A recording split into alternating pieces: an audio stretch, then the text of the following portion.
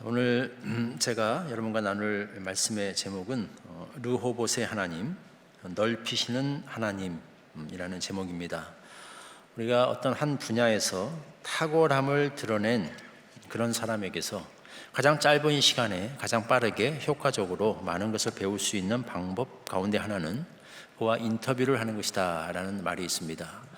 오랜 시간에 걸쳐서 그가 체득한 그런 어떤 깨달음과 교훈을 인터뷰에서는 함축된 한 단어, 한 문장으로 우리가 그렇게 들을 수 있기 때문이죠.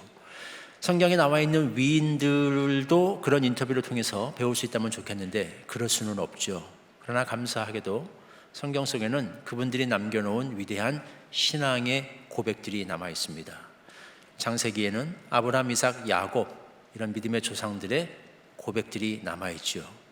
아브라함의 고백은 여호와 이레의 하나님, 모든 것을 예비해 주시는 하나님이었습니다. 그의 아내 사라는 이삭, 웃음이라는 단어를 고백으로 남겼습니다. 믿음으로 살아보니까 하나님께서 결국 믿음으로 사는 자를 웃게 하시더라 라는 것이 그녀의 신앙 고백이었습니다. 오늘 본문 가운데는 그들의 아들인 이삭의 신앙 고백이 나옵니다. 그가 하나님의 명령에 따라서 그랄에 믿음으로 남았을 때 하나님이 주시는 큰 은혜를 체험하고 나서 그는 이렇게 자신이 만난 하나님을 고백하고 있습니다. 그 이름을 르호봇이라 하여 이르되 이제는 여호와께서 우리를 위하여 넓게 하셨으니 이 땅에서 우리가 번성하리로다 하였더라.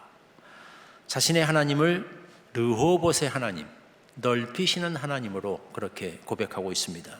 르호봇이라는 단어는 히브리어로 넓다라는 의미를 가지고 있습니다. 그러니까 이삭이 체험한 하나님은 한마디로 넓히시는 하나님이었다라는 그런 말입니다. 하나님은 그를 넓히셨습니다.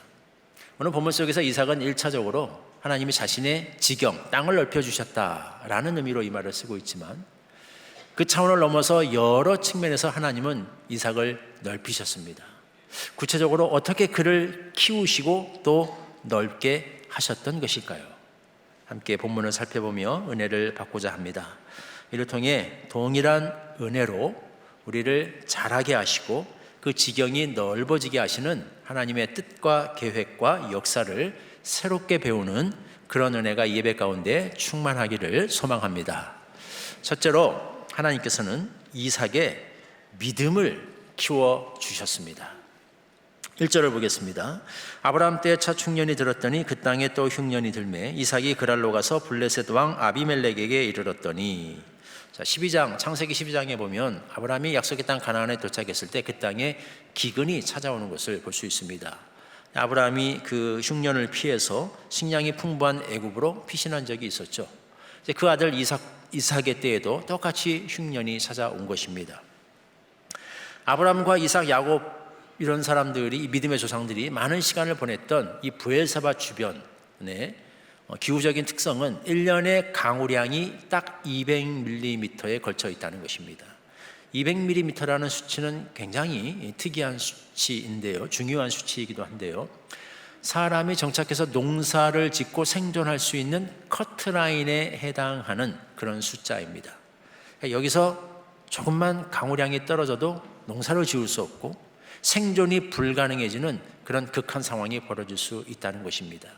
그러니까 이런 곳에 가뭄이 들게 되면 사실상 짐을 싸서 여기를 떠나서 물이 풍부한 다른 곳으로, 애국과 같은 곳으로 내려가는 방법 외에는 길이 없는 그런 상황이 그들 앞에 펼쳐지고 있는 거죠.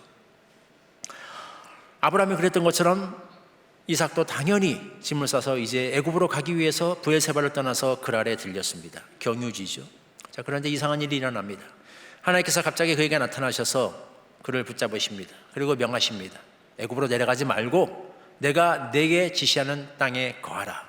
여기 이 땅, 그랄 땅에 거하라는 겁니다. 아브라함이 애굽으로 비슷한 상황에서 내려갈 때는 붙잡지 않으셨던 하나님인데 이번에는 이삭에게 명백한 말씀으로 명하십니다. 여기에 남으라는 거예요. 뭔가 이유가 있다는 것을 우리가 짐작하게 되지요. 뭔가 이곳에서 이삭이 새롭게 배워야 할 그런 영적인 교훈이 있다는 것을 직감하게 됩니다. 뭔가 이곳에서 이삭이 믿음으로 도전해서 극복해내야 될 어떤 영적인 과제가 그 앞에 주어졌다는 것. 하나님께서 이때에 이곳에서 그런 일을 하기 원하신다는 그런 짐작을 하게 됩니다. 그게 무엇이었을까요? 우리가 창세기를 읽어보면 이삭은 참 믿음이 좋은 사람이었습니다. 어려서부터 대단히 순종적이고 모범적인 신앙인이었겠다라는 생각을 갖게 돼요. 당연하지 않았겠습니까? 왜? 그 아버지가 아브라함이죠. 엄마가 사라입니다. 얼마나 좋은 신앙의 영향력 속에서 가정교육을 잘 받고 자랐겠습니까?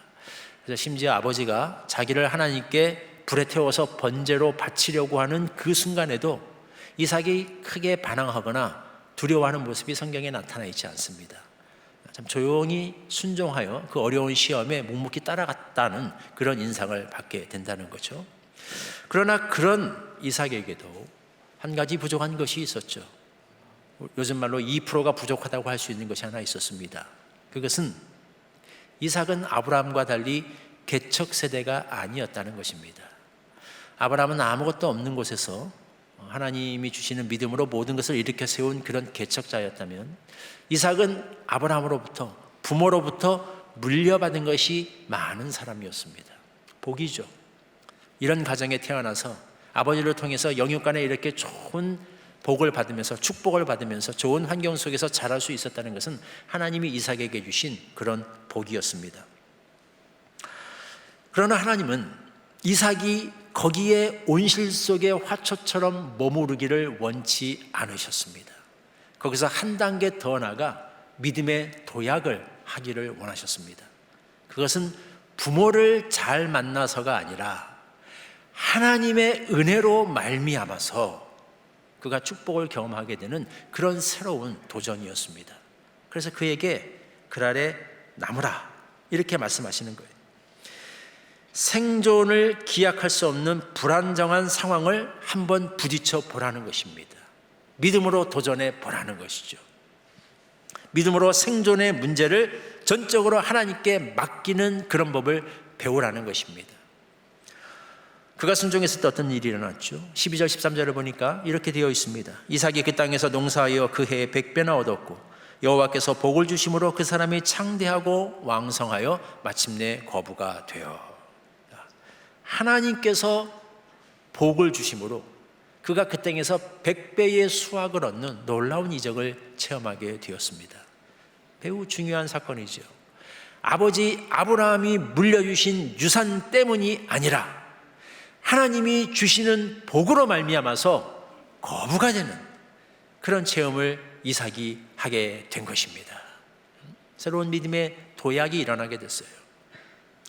이 체험을 통해 이삭은 이제 하나님을 인생의 생사화복을 주관하시는 주권자로 새롭게 만나게 되었습니다. 하나님께서 이삭을 그 아래 남게 하신 중요한 목적이 이루어졌습니다.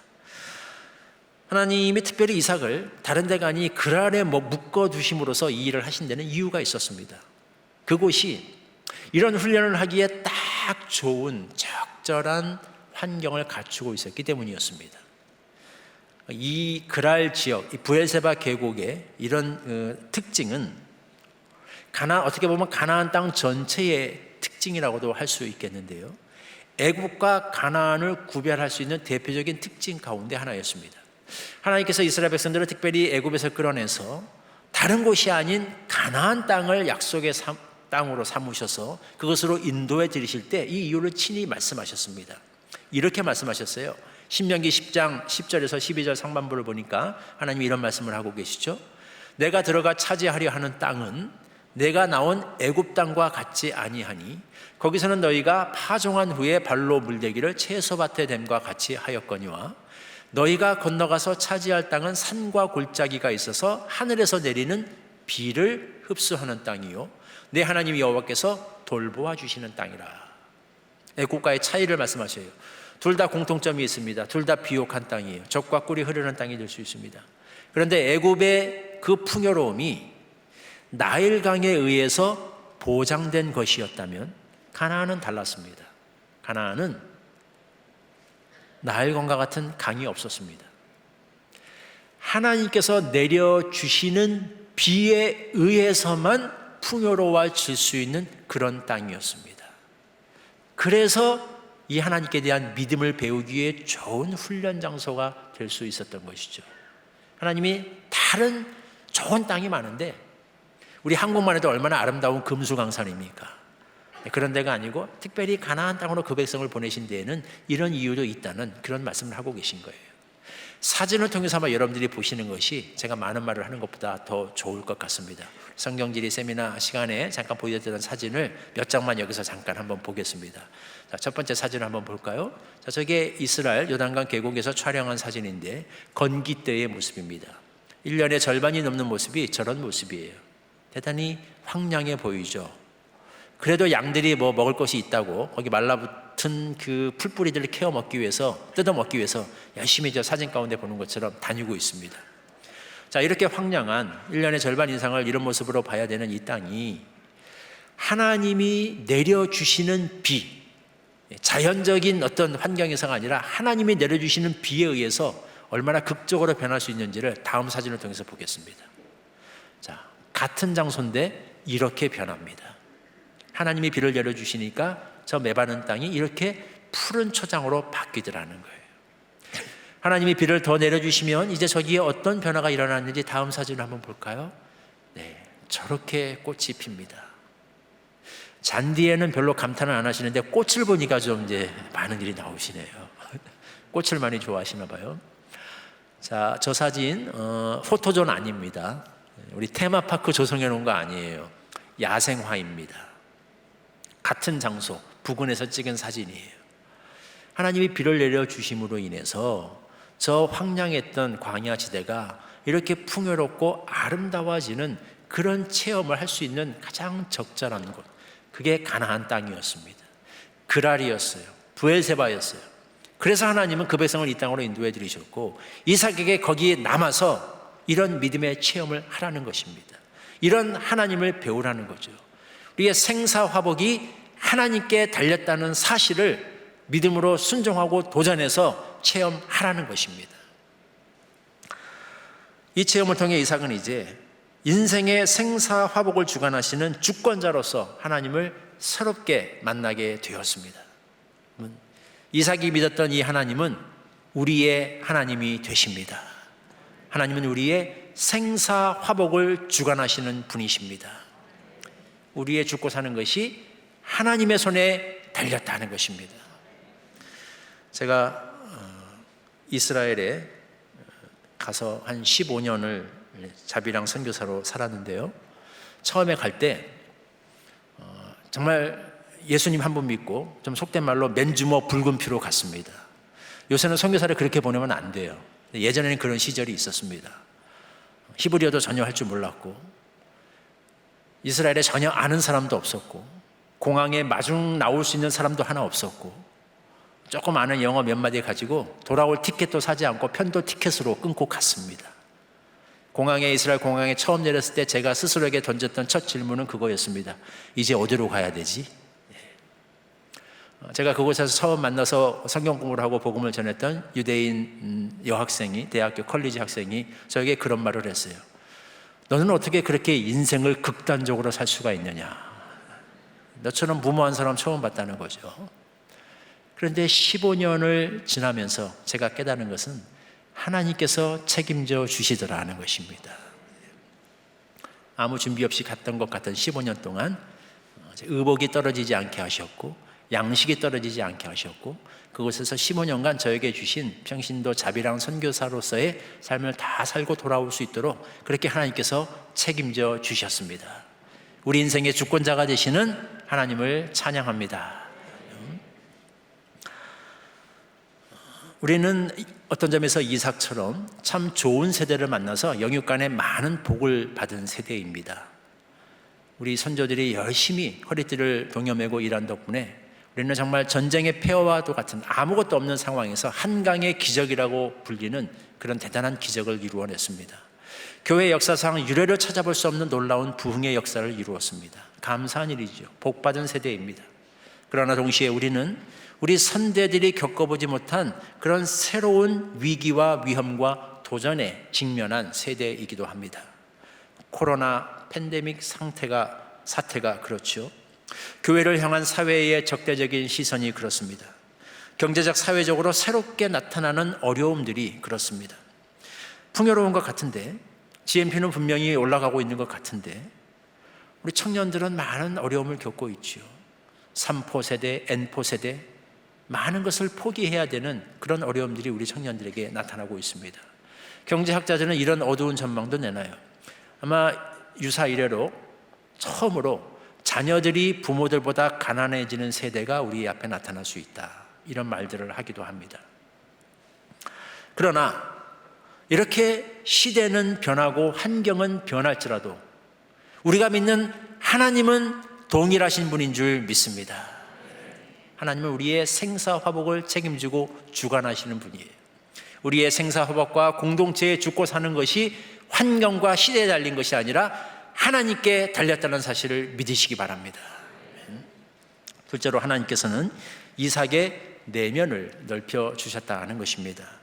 13, 14절을 보니까 이제 하나님의 은혜로 거부가 된 이삭에게 새로운 문제가 생겨났습니다. 그 주변에 살고 있던 블레셋 사람들이 이삭을 시기해서 견제하기 시작한 거예요. 굴러온 돌이 박힌 돌을 빼는 것 같은 이런 일이 자꾸 생기니까 그들의 마음에도 두려움이 들었겠죠. 그래서 이삭을 괴롭히는데 가장 효과적인 방법으로 이삭을 괴롭히기 시작합니다. 와서 우물을 빼앗는 방법이었습니다. 이삭이 파놓은 우물을, 사실은 아버지 아브라함이 파서 물려준 우물이었겠죠. 하나씩 뺏어가기 시작했어요. 자, 이런 일이 계속 반복됩니다. 이 지역에서 이렇게 파놓은 우물을 하나 빼앗긴다는 거, 또 이런 일이 계속 반복된다는 게 얼마나 견디기 힘든 혹독한 시련인지는 이 지역의 토양을 좀 알아야 이해할 수 있는 사실이기도 합니다. 이 지역의 토양은 로에사 황토라고 하는 독특한 토양인데요, 성분 자체는 매우 비옥합니다. 그래서 물이 잘 공급되면 농사를 잘 지을 수 있는 가능성이 많은 땅이기도 해요. 하나님의 명령에 순종해서 이삭이 그랄에 남았더니 100배의 수확을 얻었다라고 나와 있지 않습니까? 가능한 일입니다. 문제가 하나 있어요.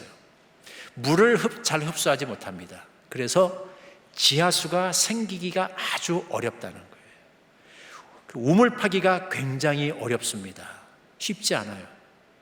이것도 사진을 보면서 제가 설명드리는 게 훨씬 더 이해가 빠를 것 같습니다. 사진 하나 띄워주실까요? 자, 브엘세바에 남아있는 고대 우물 가운데 하나인데요, 저 우물의 깊이가 80m에 달합니다. 그 정도는 파야 물이 나온다는 겁니다. 물이 많은 이 금수강산 한반도에서는 상상하기 어려운 일이죠. 우리나라는 가까운 곳에 뒷산에만 가도 약수터가 있고 물이 솟아나고 그렇지 않습니까? 이스라엘은 농담 반 진담 반으로 우리가 그런 말을 하고 다녔습니다. 이스라엘에서는 물만 흐르면 거기는 곧 국립공원이다, 이런 말을 해요. 물이 그렇게 귀합니다. 남쪽으로 갈수록 더 심해져요. 북쪽은 그래도 호수도 있고 폭포도 있고 한데, 특히 브엘세바 이 아래쪽은 정말 물 얻기가 쉽지 않습니다. 80m가 되는 저 우물을 기계를 통해서 파낸 것이 아니었습니다. 드릴로 파낸 것이 아니었어요. 직접 그 조악한 연장을 가지고 직접 파내야 했습니다. 또 정확한 무슨 데이터가 있어서 82m까지만 참고 내려가면 물이 나올 거야 라는 확신을 가지고 공사를 할 수 있는 것도 아니었습니다. 80m, 90m, 100m까지 파서 안 나오면 포기하고 다른 데로 가서 다시 파야 되는 상황이에요. 이렇게 해서 어렵게 모처럼 얻은 그 소중한 우물인데, 그 우물을 너무나 어이없게 부당하게 강탈당했을 때 이삭이 느꼈을 그 분노와 절망감이 얼마나 컸겠는가 하는 걸 한번 여러분 생각해 보시기 바랍니다. 그러면 좀 이해가 되겠죠. 부당한 일을 당하면 참 화가 나지 않습니까? 아무리 예수님을 믿고 하나님을 믿어도 우리도 사람이기 때문에, 감정을 가진 인간이기 때문에 분노할 수 있어요. 낙심할 수 있습니다. 왜 이런 일이 생기는지, 왜 하나님이 좀 막아주시지 않는지, 이런 생각이 들기도 합니다. 저도 목회자지만 특히 우리 아파트에 살다 보니까 여러분들하고 비슷한 문제들을 많이 겪습니다. 특히 제가 사는 아파트 층간소음이 좀 심해요. 주차 문제도 가끔 생깁니다. 특히 윗집에 사시는 분들이 얼마나 이렇게 씩씩하게 행진을 하시는지 밑에서 그냥 그 소리를 다 온몸으로 받아낼 때가 있어요. 여러분, 층간소음 때문에 살인사건도 가끔 나는 거 아시죠? 이런 일 자꾸 겪다 보면 이 목회자가 이런 생각을 하면 사실은 안 되는데 가끔 솔직히 그런 생각이 들 때가 있어요. 무슨 생각? 이럴 때는 내가 잠깐 좀 목사가 아니었으면 좋겠다.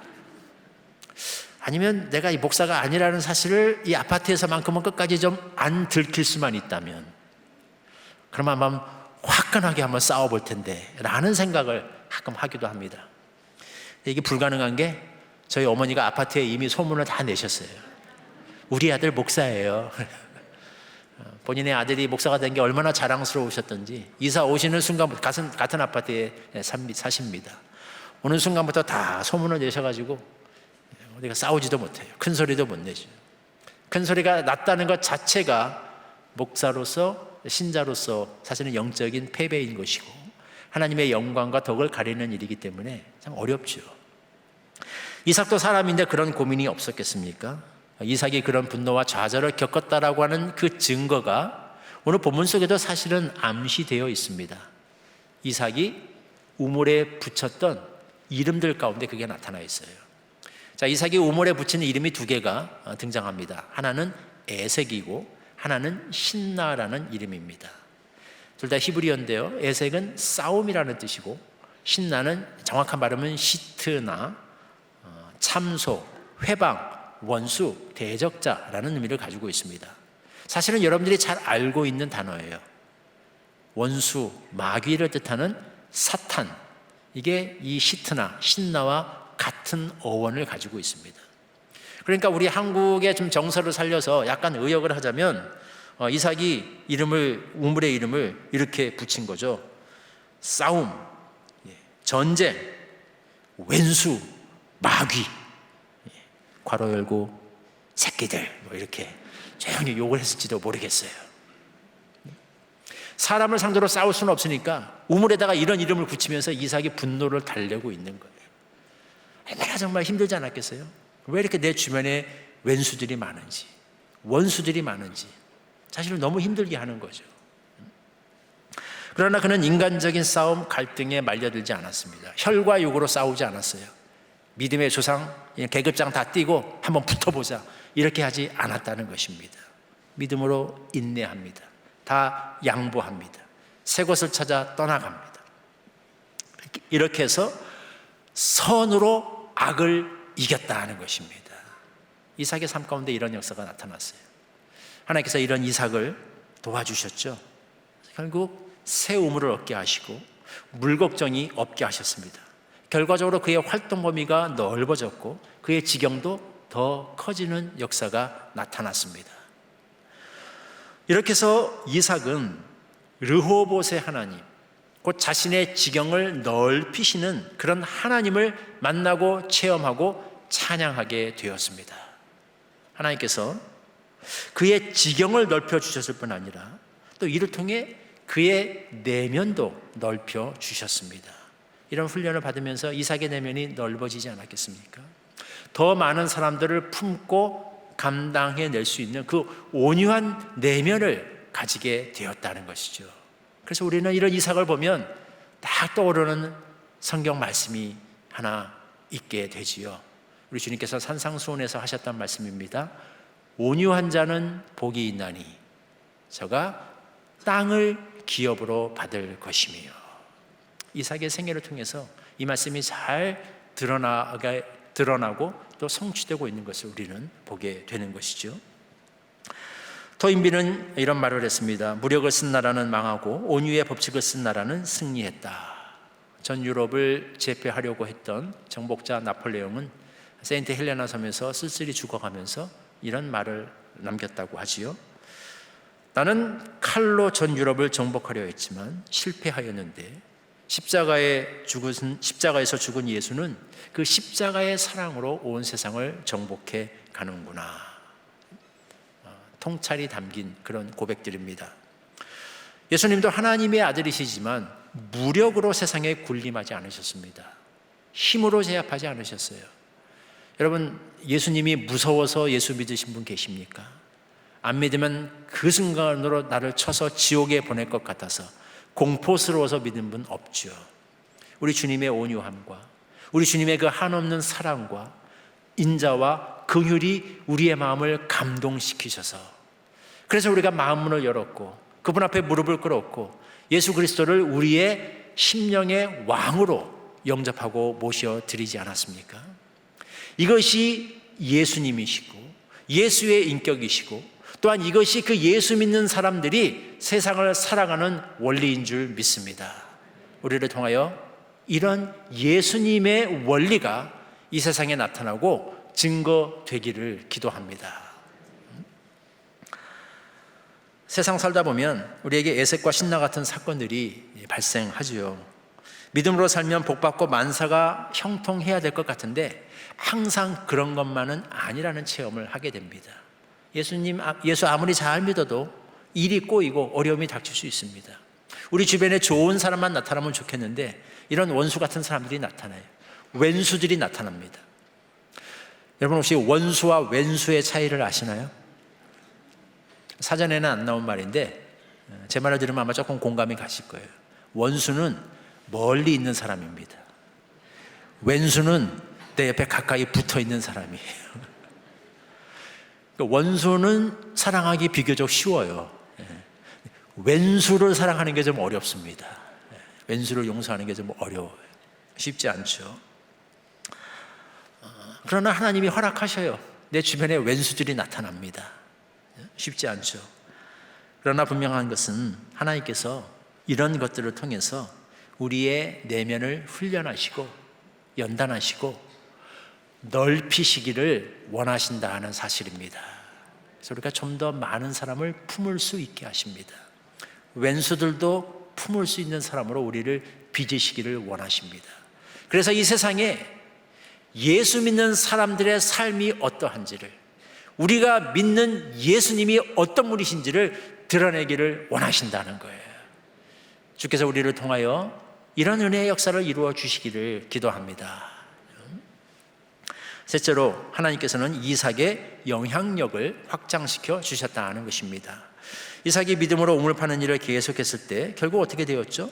26절에서 33절을 보니까 어느 날 블레셋 왕 아비멜렉이 자기 부하를 대동하고 이삭을 찾아옵니다. 먼저 손을 내밀어요. 그와 화친 조약을 맺고 싶다라는 것입니다. 자, 그 이유가 무엇일까요? 28절, 29절에 나와 있습니다. 우리 한번 같이 읽어보겠습니다. 시작. 그들이 이르되 여호와께서 너와 함께 계심을 우리가 분명히 보았으므로 우리의 사이 곧 우리와 너 사이에 맹세하여 너와 계약을 맺으리라 말하였노라. 너는 우리를 해하지 말라. 이는 우리가 너를 범하지 아니하고 선한 일만 내게 행하여 내가 평안히 가게 하였음이니라. 이제 너는 여호와께 복을 받은 자니라. 아멘. 여러분, 이게 블레셋 사람의 입에서 나오는 고백입니다. 놀라운 고백이 선포되고 있죠. 물론 앞부분에 약간 거짓말도 있어요. 지들이 이삭을 안 괴롭혔대요. 시컷 괴롭혀 놓고 무서우니까 살짝 말을 돌리는 거죠. 그러나 그 뒤에 놀라운 고백을 해요. 너는 여호와께 복을 받은 자니라. 왜? 우리가 봤어. 여호와께서 너와 함께 하심을 우리도 분명히 보았다는 겁니다. 어떻게 보게 되었을까요? 우물을 빼앗는 이런 일 가운데 이삭이 보이는 행동이 비범한 거예요. 보통 사람은 볼 수 없는 반응이고 보통 사람은 할 수 없는 일들이 그 인생 가운데 일어나는 것을 지금 그들은 보아온 겁니다. 보통 이렇게 우물을 뺐으면 지금까지 그들의 경험으로 따지면 반응은 둘 중에 하나입니다. 하나는 뚜껑이 열려서 같이 멱살 잡고 싸우든지 충돌이 일어나든지, 아니면 다 포기하고 짐 싸서 다른 데로 완전히 이 땅을 떠나버리든지 무너지든지 둘 중에 하나죠. 이삭은 그렇지 않았습니다. 싸우지도 않았고 주저앉지도 않았습니다. 믿음으로 그걸 다 양보하고 인내하면서도 감내해내는 거예요. 주저앉지 않는 겁니다. 어떻게 사람이 저럴 수가 있는가? 그의 믿음과 신앙은 진짜다는 사실을 이방인들도 인정할 수밖에 없었다는 겁니다. 더 놀라운 일이 있습니다. 이렇게 매번 양보하고 우물을 내어놓을 때마다 놀라운 일이 벌어지는데 딴 데 가서 거기서 또 놀랍게 우물을 찾아내더라는 겁니다.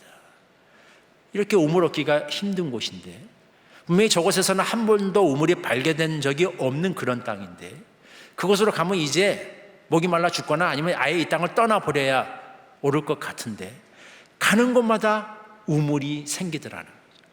하나님께서, 그가 믿는 하나님께서 가는 곳마다 새롭게 우물을 허락하시더라는 겁니다.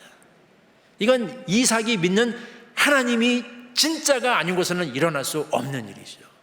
이방인들이 그걸 보게 된 거예요. 역설적이죠. 이삭의 고백 가운데는 원수가 많이 등장합니다. 지금 이삭은 왜 나를 이렇게 힘들고 괴롭히는 왼수들이 내 주변에 이렇게 많이 출현하는가?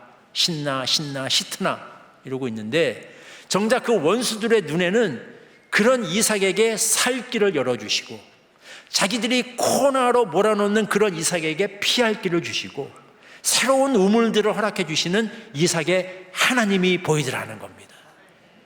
그래서 원수 때문에 탄식하는 이삭 앞에 이방인들이 찾아와서 대신 신앙 고백을 해주고 있어요. 여호와께서 너와 함께 하시니 너는 여호와께 복을 받은 자니라. 우리가 그것을 보았다 하는 겁니다. 하나님께서 신자들에게 허락하시는 고난들을 통해 이방인들 가운데 이런 역사를 이루시는 줄 믿고 감사 찬양드립니다. 우리에게 찾아오는 고난과 시련 속에 이런 선하신 하나님의 놀라우신 섭리가 있는 줄 여러분들 다 믿으시기 바랍니다.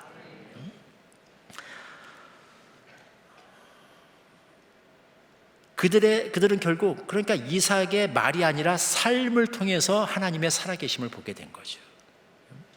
성경에 나타난 모든 인물들이 다 그렇습니다. 창세기 아브라함, 이삭, 야곱이 다 그랬어요. 그들이 나가서 막 공개적으로 노방전도하고 이렇게 막 선지자들처럼 말씀을 선포하고 이랬다는 기록은 나와 있지 않아요. 그런데요, 그들이 가는 곳마다 다 주변 사람들이 좀 하나님을 알게 되고 신앙을 고백하는 놀라운 역사들이 창세기 가운데 여기저기 나타납니다. 왜? 그들의 삶을 통해서 보고 깨닫게 되는 거예요. 성경에 보면 다니엘과 세 친구들의 이야기가 나오죠. 그들은 더 했습니다. 그들이 끌려간 곳은 정말 하나님에 대해서 적대적인 그런 문화와 나라였어요. 여러분, 다니엘이 상전으로 모셔야 했던 그 왕, 느부갓네살 왕은요, 예루살렘을 불태우고 성전을 파괴한 장본인입니다. 다니엘은 그런 정부에서 그런 상관을 모시면서 일해야 했어요. 얼마나 적대적인 환경이었는가 하는 거죠. 다니엘과 세 친구들 노방전도 가능했을까요? 나가서 전도는 고사하고 집에서 기도만 하려고 해도 목숨을 빼앗길 수도 있는 그런 적대적인 환경에서 살아야 했던 사람입니다. 우리가 팬데믹 사태 이후로 뉴노멀 일찍이 겪어보지 못한 현실, 이런 얘기들 많이 하는데, 다니엘이야말로 정말 그런 뉴노멀한 시대를 했던 사람 아니겠습니까? 근데 그들의 삶을 통해서 놀라운 일이 일어났죠. 느부갓네살 왕의 입에서, 바벨론 왕의 입에서, 페르시아 왕의 입에서, 메대와 바사의 왕의 입에서 이스라엘의 하나님 여호와를 인정하고 찬양하는 고백들이 나오게 됐더라는 겁니다. 놀라운 복음의 그 지경이 확장되고 넓어지는 이런 역사가 일어나게 됐던 것이죠. 이것이 하나님이 일하시는 신비한 방법인 줄 믿습니다. 우리 삶을 통해서도 하나님께서 이렇게 놀라운 역사를 이루시는 줄 믿고 감사드립니다. 한번 언급했듯이 우리는 한편으로는 참 복받은 시대를 살고 있죠. 그러나 다른 한편으로 일찍이 겪어보지 못한 그런 도전에 직면한 그런 세대이기도 합니다. 금년 7월에 한국은 선진국의 지위를 공식적으로 확보했어요. 실로 역사 이래로 경제적으로는 건국 이래 우리는 유례를 찾아보기 어려울 만큼 그렇게 풍요로운 시대를 살고 있습니다. 그러나 교회 공동체의 시각으로 볼 때 우리는 그렇게 좋은 시대를 살고 있다고 말하기가 어렵습니다. 교회를 향한 세상의 시각은 어느 때보다도 적대적입니다. 우리 주변에 애색과 신나와 같은 다툼과 참소와 원수의 도전이 끊이지를 않습니다. 코로나 팬데믹이라고 하는 일찍이 겪어보지 못한 새로운 도전과 변수가 교회의 미래를 더욱 흐리게 합니다. 그러나 위기와 도전이 이삭의 믿음이 넓어지고 그 신앙이 한 단계 도약하게 되는 그런 은혜의 통로가 되었듯이 르호봇의 하나님을 만나는 그런 계기와 기회가 되었듯이 이런 시대적 도전이 우리의 믿음을 도약시키고 하나님 나라의 지경을 넓히는 그런 축복의 통로가 되기를 기도합니다. 우리에게 이런 은혜를 주시도록 간절한 소원과 믿음을 가지고 시간 하나님 앞에 나가서 잠깐 기도했으면 좋겠습니다. 우리에게 찾아오는 이 다양한 시련들, 우리가 일찍이 겪어보지 못했던 그런 도전들이 이것이 도리어 축복의 통로가 되어서 우리의 믿음을 키우고 우리를 성장시키고 우리의 내면을 다듬고 복음의 영향력이 확장되어지는 놀라운 역사로 이어지게 하옵소서. 다 같이 주님 앞에 나가서 간절히 기도하겠습니다.